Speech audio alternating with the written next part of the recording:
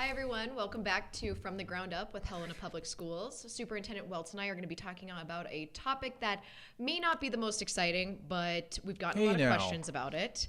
it's always I exciting. mean, it's one of the nuanced processes. But we've been getting a lot of questions about like what's happening with the Hawthorne building, and on top of that, we also have some other buildings that may not get as much press. Attention? Yep, exactly. Yeah. So first, actually, let me start off by asking, what is an RFP? Because we put it on RFP for what to do with the buildings, but I don't know if a lot of people even know what that process looks like, where to look for the notice, all Yeah, of it's that. really RFP is a process for school districts and other agencies to really survey the community and requesting proposals in which someone or some agency would have an idea of how they want to use something. So for school district, we put out RFPs on what would be a proposal that you would like to send back to the school district on how you would propose the use of, in this case, Hawthorne. And we did it at the same time we did with May Butler.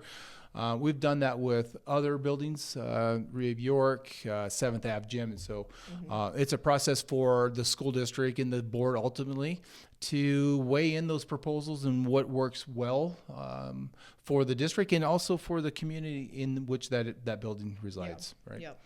So that's the process, and we've gone through it a few times. And you're right; it's not maybe real exciting for some, but it is important for the school district. Yeah. And I think this speaks to a larger piece that we are always working on is that I don't want our buildings to sit vacant. I don't want them to become mothballed and non-use status. That's just not good for anyone, including the district. But more importantly, what's the use of what's that do for the community that building sits in? So we put out RFPs for, this is the second time for May Butler, top into Rodney, first time for Hawthorne. We got, again, no proposals for usage of May Butler. So that lies itself in its own dilemma of what we're going to do with that next step. But we did get a proposal for, and what we are getting questions for on the Hawthorne building, the Hawthorne Elementary School. What can that be given the nature of its location?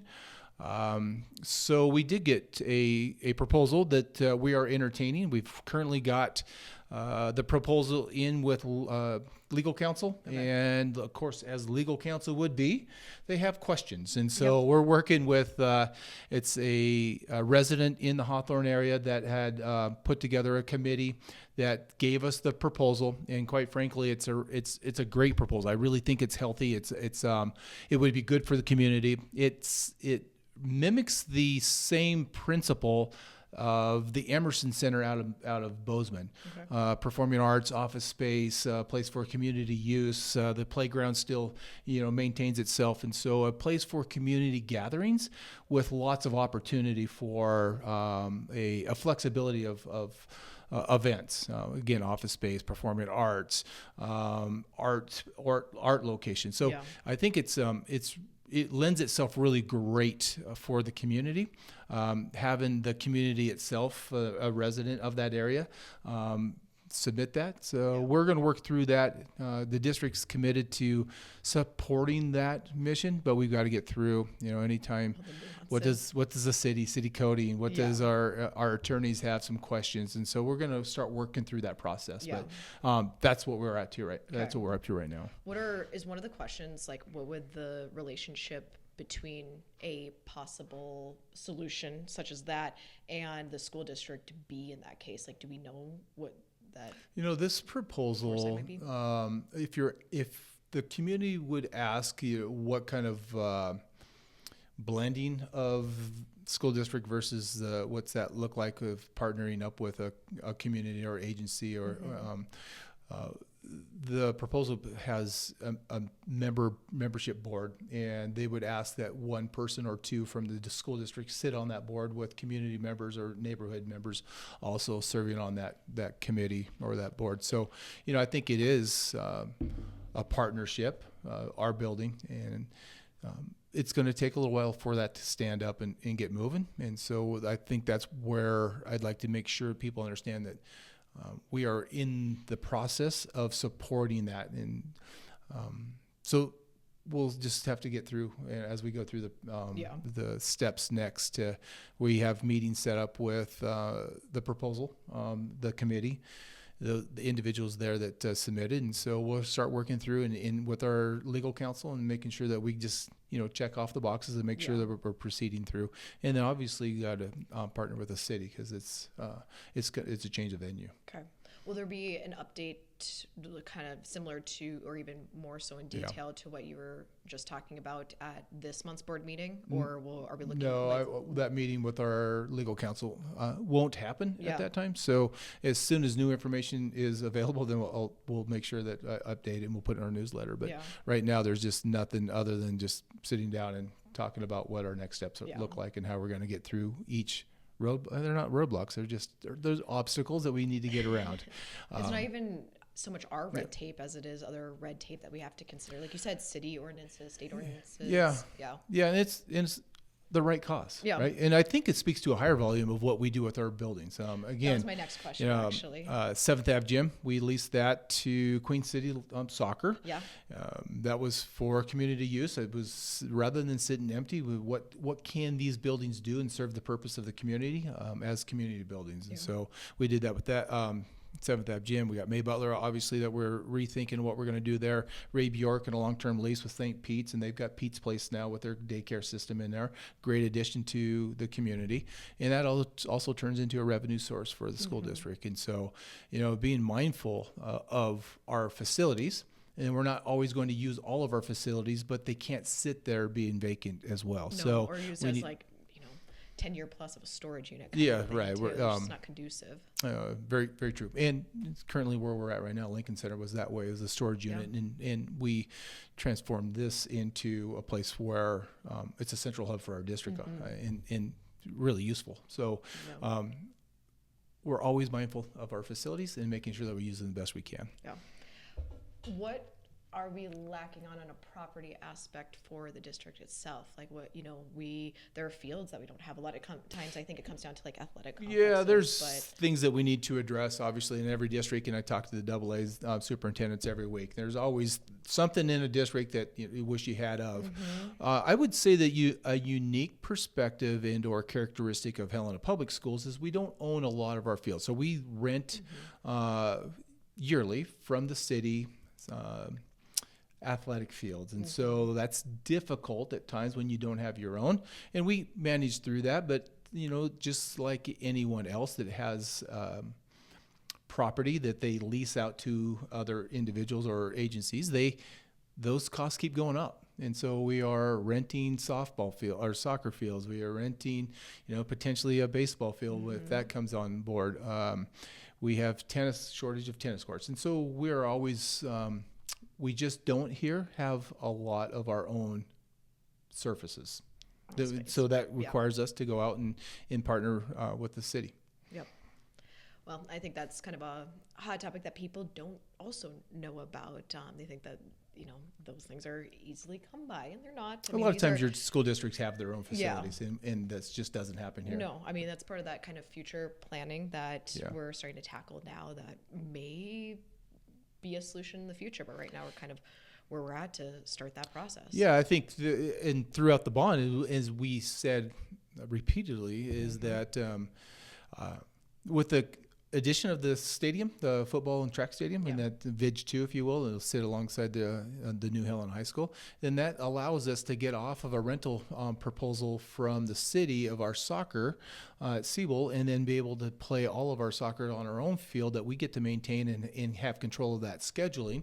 That'll be VIG 1. And so that turns into a really great soccer venue that the district gets to maintain and control. And it's not that we want always control, but there's times when our athletic director schedules events on other people's property and they come back and say, sorry, we can't do that, something came up. And so we're getting eliminated or kicked and then punted to another time. And that's really hard on visiting teams. It's hard on our own families and our own athletes. Community, when you think about like that, is where it goes back to on like that revenue aspect. So that's a good example of what the bond has brought to us, is that it just brings more the opportunity for us to have control of our own athletic fields, indoor activity fields. And truly, we'll take a really hard look at where's graduation held. If we have our own stadium and then we're not renting and or asking for support out of Carroll, which they've been great at supporting us through the years, but we still pay a price for that. And we have to pay for the audio components of that. And so if it's back on our own property, that makes a lot of sense to us. Yep. Nope, I agree. Well, cool. Anything else you can think about adding?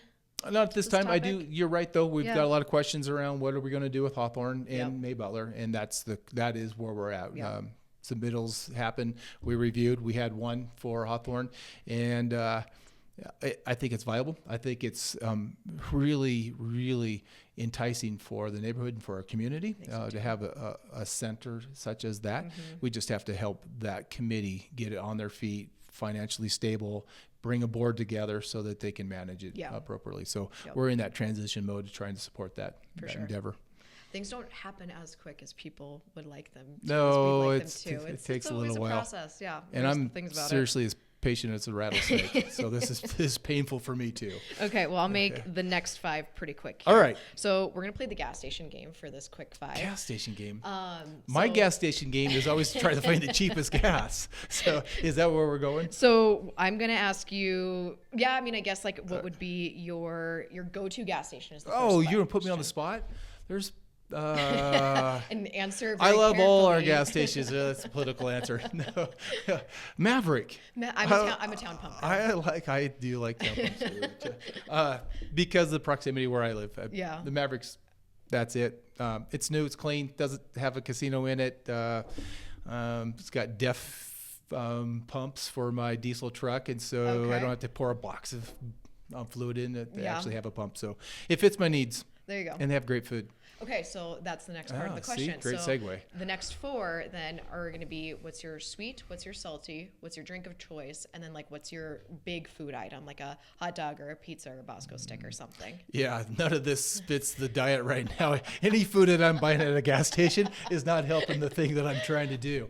We're looking for. Say you don't have to worry about if there was that. It's like your go-tos. You're like your Achilles. High protein diet, low calories. That's what I'm looking for. But that's not going to happen. So let's say if we are at a gas station, it's going to be a deep fried burrito. Oh wow! Okay. Yeah, I know you didn't see that coming. No, I did not. And savory's got to be Lay's or Pringles tater chips. Just like regular plain. Yep. Barbecue and sour cream chive is good. Yep. Okay. So any one of those you can eat like 10 at one bite. That's satisfying as all get out. And then sweet. Yep. Red licorice. Oh. Like. Nibs. Twizzlers? Nibs. Oh, okay. Yep. Got to go nibs on that one. I agree. And then drink. Yeah. Powerade Zero. Blue? Purple. Wow. Yeah. Okay. Threw you off. Yeah, it did. So it's been years since that's all happened in one time. My metabolism. And you'd have a heart attack if you did. Nearly 60. The old metabolism's not as fast as it used to be. So. Oh, cool. Okay, well, let's finish off then with what song are you driving away from the Maverick? Oh. To. Have I talked about Red Clay Strays? No, but I love the Red Clay Strays. Oh, the Red Clay Strays. Fantastic. I was heartbroken to have missed them last year at Under the Big Sky. Yeah. So again, we might find ourselves Under the Big Sky, which is Chris Stapleton. Yep. The price. The lineup? Yeah. No, I don't know the lineup. I did just buy tickets for Mumford and Sons in Bozeman. I did too. Nice. Oh! Right. Did you? Zach Top. Zach Top. Yep, Zach Top will be there, and Yep. Cody Jinks. Yep. Independent guy, didn't go out Nashville, didn't do the traditional piece, but if you ever listen to Cody Jinks, super great. Yeah. I would say that if you, rather than just an artist, there's a lot going on this summer, right? Sarah Evans up at Big Sky. You got the Luminaires at the Zoo Town. There's a lot happening this summer. So if you're a music person like we are, pull the trailer, camp out in a cow pasture for 4 days, listen to music. That's our jam. Yeah. But if you're just cruising along and you want a radio station on any of your streaming devices, it's probably Brushland Radio off of Amazon. Okay. That's got all of that indie. You ready? Just so that you all know, we had to edit that last part. Just explicits. But okay, the question was, what's your go-to song with Red Clay Strays right now? The album's great. Yeah. I don't necessarily have like a one song, but Wondering Why. I think you hear that now. It's probably embedded in my brain because you hear it on the radio a lot. Yep. It's a good one though. It's kind of one of those classics. Yeah. I like Americana on Okay. if you listen to Sirius XM. Yeah. I think it was a channel 56 or whatever it is, but they play that song a lot. So that's the one embedded. But just the whole jive of what Red Clay Strays brings is super great. Yeah. They're cool. Good summer tunes around a Yep. campfire. Yep. Again, I regret not being able to go to Under the Big Sky last year. I think that would have been a great concert. They had But a they great will be. lineup We last are. year. We will find ourselves probably in Eureka, Montana, northwest corner. Yeah. Red Clay Strays will be there. Okay. Oh, when? I can't tell you. Okay. It's just like a coveted secret. Well, we don't want everybody up there. Well, I'm gonna find my way up there. Thanks. I don't know. It's a long ways. Well, cool. Bring a Snicker. Or whatever your favorite gas station food is. Yeah, But, right. Yeah. Good your- segue back. Yeah, All right. Your gas station 4. Okay. All right. Well, thanks for joining us again today. Remember to check Community Corner for any community resources, our bonds updates, and always your student's school too for all the updates going on there. Thanks, everyone. Have a great week. Thank you.